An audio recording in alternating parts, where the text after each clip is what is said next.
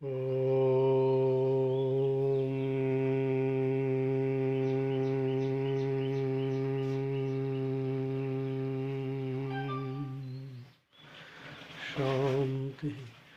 शांति शांति।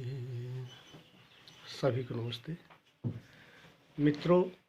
मैंने अपने प्रथम वीडियो योग का वास्तविक स्वरूप प्रथम भाग में चर्चा की थी कि योग का अर्थ हमें सरल लेना चाहिए, और योग का सरल अर्थ हम सभी जानते हैं, जो जोड़ या मिलन होता है। अब यहाँ प्रश्न उत्पन्न हुआ कि किससे जोड़ या किससे मिलन। तो मैंने चर्चा की थी कि हमें अपने आप से जुड़ना है, तभी हम योग की ओर अग्रसर हो सकते हैं। क्योंकि जीवन भर हम दूसरों से जुड़ना चाहते हैं, बहिर्मुख होते हैं, जो हमें संसार की ओर ले जाता है। पतंजलि कहते हैं कि अपनी ओर मुड़ें और अपने से जुड़ने का प्रयास करें। मैंने चर्चा की थी कि अभी हम स्थूल स्तर पर हैं और केवल अपनी शारीरिक रचना तक ही अपने आप से परिचित हैं, तो हमें यहीं अपने शरीर से ही जुड़ना है। और मैंने उपनिषदों का उदाहरण देकर चर्चा की थी कि यह शरीर हमारा अन्नमय कोश है, इसलिए सर्वप्रथम हमें अपने आहार को ठीक करना होगा।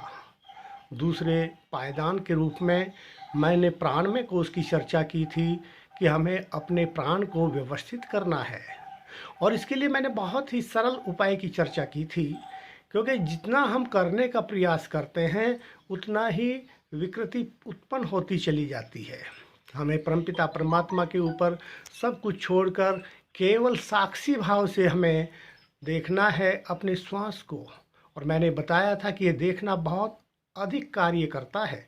जीवन में भी आपने देखा होगा कि जब हम चीज़ों को केवल देखते हैं साक्षी भाव से, तो चीज़ें अपने आप व्यवस्थित होना शुरू हो जाती हैं। आप किसी भी ध्यानात्मक आसन में बैठकर अपने श्वास प्रश्वास को केवल साक्षी भाव से देखें। श्वास शरीर में अंदर जा रहा है, श्वास शरीर से बाहर आ रहा है। केवल इस क्रिया मात्र से ही, इसको क्रिया भी न कहें, केवल साक्षी भाव कहें, साक्षी भाव से ही आपका प्राण व्यवस्थित होने लगता है, वो दीर्घ और सूक्ष्म होने लगता है, जो प्राणायाम का पतंजलि ने लाभ बताया है। यहाँ तक की चर्चा मैंने आपसे की थी। और जैसे जैसे हमारा प्राण व्यवस्थित होता चला जाता है, वैसे वैसे हमारे शरीर और मन के सभी विकार दूर होते चले जाते हैं। यहाँ तक आकर हम दो रूपों में अपने आप से जुड़ गए। पहले हमने अपने आहार को ठीक किया, फिर हमने अपने प्राण को व्यवस्थित किया। अब हमें तीसरा स्टेप उठाना है, तीसरा पग आगे बढ़ाना है, और वो है अपने विचारों को व्यवस्थित करना। यदि आप चिंतन करके देखें तो हम एक प्रकार से पागलों जैसी स्थिति हमारी होती है। कभी कोई विचार मन में आ जाता है, अगले क्षण कोई दूसरा विचार मन में आ जाता है, उससे अगले क्षण कोई तीसरा विचार मन में आ जाता है। हमारे विचारों में कोई तारतम्यता नहीं होती। हम उन विचारों के माध्यम से निरंतर बहिर्मुख होते रहते हैं। यहाँ भी आपको कोई क्रिया नहीं करनी है, केवल विचारों को साक्षी भाव से देखना है। विचार विचार है, अच्छा या बुरा नहीं। जब हम विचार को अच्छा या बुरे का नाम देते हैं, तो वही हमारी विचार के प्रति क्रिया हो जाती है, और प्रतिक्रिया स्वरूप विचारों की एक श्रृंखला आरंभ हो जाती है। मैं ये नहीं कहता कि अच्छा या बुरा विचार नहीं होता। समाज में, संसार में अच्छे और बुरे विचारों का महत्व है, लेकिन यदि आपको अपने आप से जुड़ना है, आपको परम शांति को प्राप्त करना है, अपने आप को योग के मार्ग पर आगे बढ़ाना है, तो तब आपको विचारों के प्रति केवल साक्षी भाव रखना है। विचार विचार है, अच्छा या बुरा नहीं। उसको अच्छे या बुरे का नाम हमने दिया है। विचार पर जब तक हम अच्छे और बुरे के रूप में क्रिया करते रहेंगे, तो प्रतिक्रिया स्वरूप विचारों की श्रृंखला निरंतर बनी रहती है। और जितनी विचारों की सघनता होगी, उतना ही हम अपने आप से दूर होते चले जाते हैं, बहिर्मुख होते चले जाते हैं। जैसे मैंने प्राण को व्यवस्थित करने के लिए कहा था कि केवल श्वास प्रश्वास को साक्षी भाव से देखना है, वैसे ही विचारों को व्यवस्थित किया जा सकता है, निर्विचार हुआ जा सकता है। जो ध्यानम निर्विषयम मनः, ध्यान की परिभाषा में कहा गया है कि निर्विषयता ही ध्यान है, उस स्थिति तक पहुंचा जा सकता है। लेकिन कैसे? जब हम केवल विचारों को साक्षी भाव से देखें।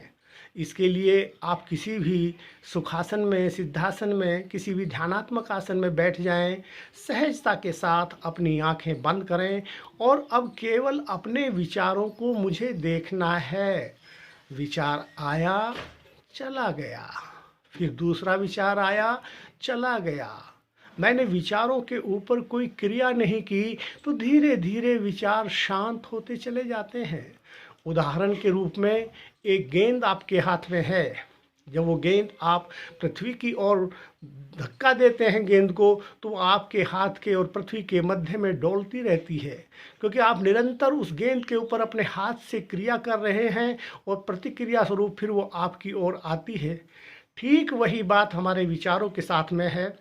जब भी हम किसी विचार के प्रति अच्छे या बुरे का भाव रखते हैं, उसके प्रति वैसे भाव के द्वारा क्रिया करते हैं, मानसिक संकल्प करते हैं, तो एक विचारों की श्रृंखला आरंभ हो जाती है।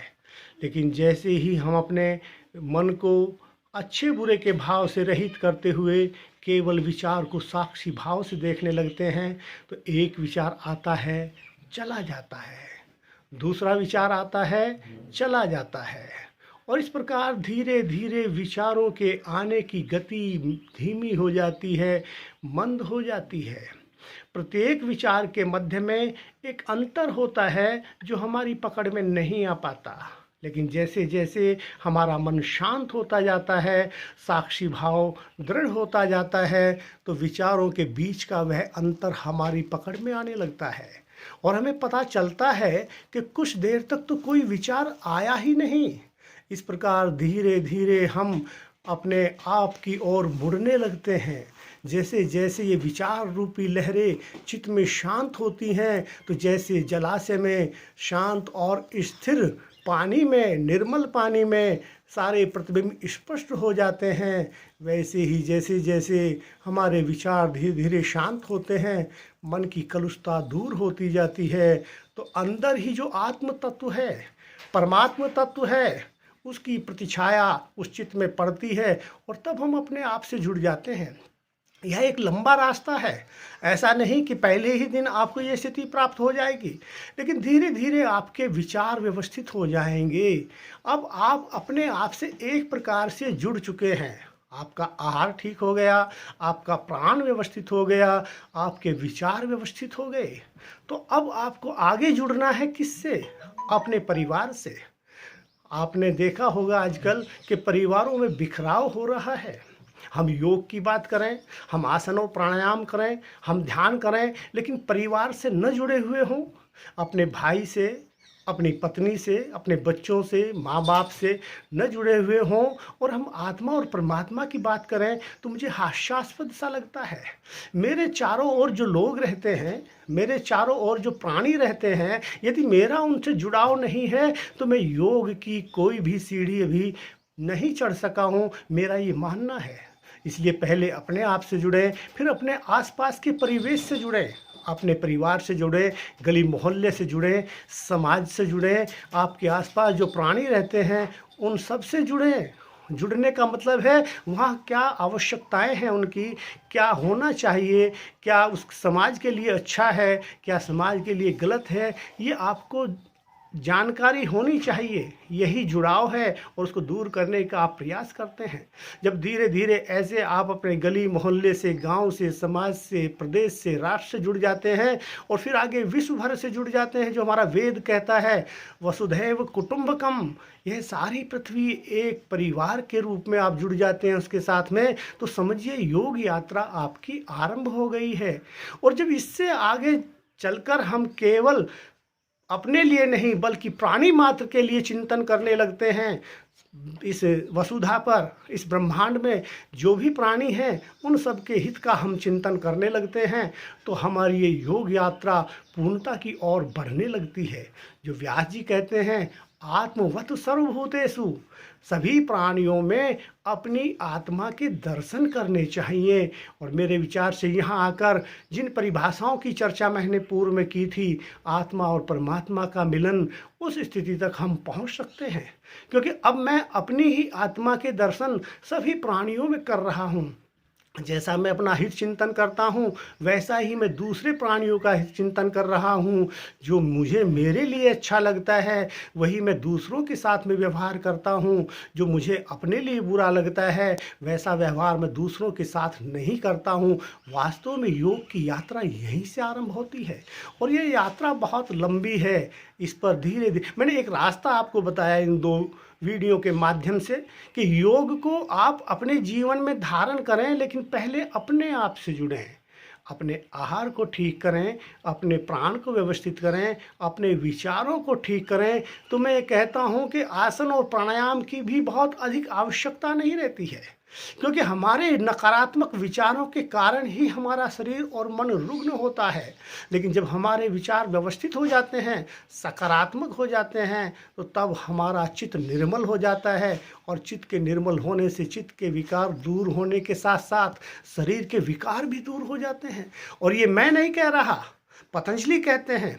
आप योग सूत्र में पढ़ें, जहाँ वो चित्त को विकृत करने वाले विघ्न बताते हैं, वहाँ जब चर्चा करते हैं तो चित्त के निर्मल की, चित्त के प्रसादन की बात करते हैं। क्योंकि चित्त के निर्मल होते ही आपके शरीर के विकार भी दूर हो जाते हैं।